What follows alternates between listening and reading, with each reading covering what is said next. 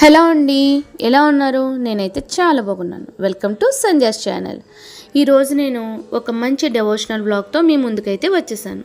అది మరెక్కడో కాదండి, మన రాజమండ్రి గోదావరి గట్టు తీరాన ఉన్న శ్రీ శారదా పీఠం. ప్రశాంతమైన నదీ తీరాన ఈ శారదా పీఠం యొక్క నిర్మాణం అనేది జరగబడింది. ఇక్కడ మీరు చూసినట్లయితే గుడి గోపురం మీదనే ఆ శారదాదేవి అమ్మవారు, ఒక పక్క శంకరాచార్యుల వారు, ఒక పక్క దత్తాత్రేయ స్వామి వారు మనకి కనిపిస్తారు. ఇక్కడ మనం గుడి లోపలికి అడుగు పెట్టగానే మనకి ముందుగా కనబడే అమ్మవారు శారదాదేవి అమ్మవారు. అమ్మవారి విగ్రహం పక్కనే శంకరాచార్యుల వారి విగ్రహం మనకి కనిపిస్తుంది. ఆ కిందనే మనకి శివయ్య స్ఫటికలింగం కూడా దర్శనమిస్తుంది. రుద్రాక్షమాలతో ఆ స్ఫటికలింగం ఎంత తేజోవంతంగా కనిపిస్తుందో చూస్తున్నారు కదా. చక్కని మోముగల తల్లి, చల్లని తల్లి అయిన ఆ శారదాదేవి అమ్మవారిని చూస్తున్నారు కదా. ఎంతో ప్రేమతో ఆ అమ్మ మనల్ని చూస్తున్నట్టే ఉంది కదూ. ఇక మరో పక్కకొస్తే మన దత్తాత్రేయుల వారు దర్శనమిస్తారు. ముందుగా ఈ విగ్రహాలన్నీ పాలరాతితో ఉండేవి. తర్వాత ఈ విగ్రహాలన్నిటినీ పంచలోహాలతో తయారు చేయించి మళ్ళీ పునఃప్రతిష్టాపన చేశారు. ఇక ముఖ్యంగా ఈ వీడియోలో మీకు చూపించదలిచింది ఏంటంటే శ్రీ దత్తస్వామి వారి యొక్క పాదుకలు. అవి స్వయాన సాక్షాత్తు ఆ వాసుదేవానంద సరస్వతి స్వామి వారి చేతుల మీదుగా ప్రతిష్టాపన జరిగాయి. వారిని టెంబే స్వామి అని కూడా అంటారు. దత్తభక్తులకు ఆయన పేరు వినగానే గుర్తుకొస్తుంది.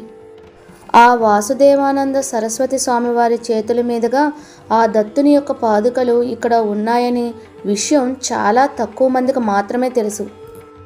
ఆ దత్తదేవుని యొక్క పాదుకలు ఎంతటి మహిమ గలవో మనం చెప్పలేనిది. ఎందుకంటే భక్తుని యొక్క మనసులోని కోరికలు చెప్పగానే అవి తప్పక నెరవేరవలసిందే. ఇక్కడ ఆ వాసుదేవానంద సరస్వతి స్వామివారిని కూడా మీకు చూస్తున్నాను. ఒక్కసారి నమస్కరించుకోండి. మొదట మీరు చూస్తున్న చిత్రంలో ఉన్నట్లు స్వామివారు, అలాగే అష్టనాగ సహిత సంతాన సుబ్రహ్మణ్యేశ్వర స్వామివారు ఒకే దగ్గర ఉండేవారు. ఆ తర్వాత అష్టనాగ సహిత సుబ్రహ్మణ్యేశ్వర స్వామిని వేరో పక్క ప్రతిష్టాపన చేశారు.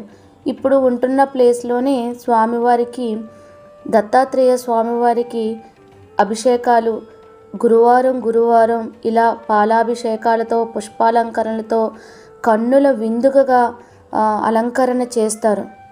అలాగే ధూపదీపాలతో కూడా హారతులు అర్పిస్తారు. ముక్కోటి దేవతలలో ఎవరికి కోపం వచ్చినా ఆ దత్తాత్రేయుల వారిని శరణు పొందితే ఆ స్వామివారు మనల్ని రక్షిస్తారట. కానీ అదే ఆ దత్తాత్రేయుల వారికి కోపం వచ్చినట్లు చేస్తే గనక ముక్కోటి దేవతలలో ఏ ఒక్కరూ కూడా మనల్ని రక్షించలేరట. ఆ దత్తస్వామి యొక్క గ్రంథాలు చదివేవారికి, దత్త ప్రవచనాలు వినేవారికి, దత్త భక్తులకు ఈ విషయం చాలా బాగా తెలుసు.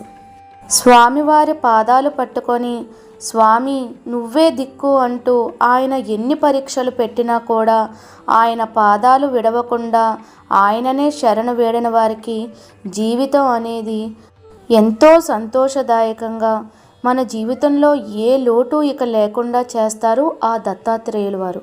మీరు ఎప్పుడైనా రాజమండ్రికి వచ్చినప్పుడు ఈ శారదా పీఠంలో ఉన్న దత్తాత్రేయ స్వామి వారి యొక్క పాదుకలను దర్శించడం మర్చిపోకండి. జై గురుదేవ దత్త.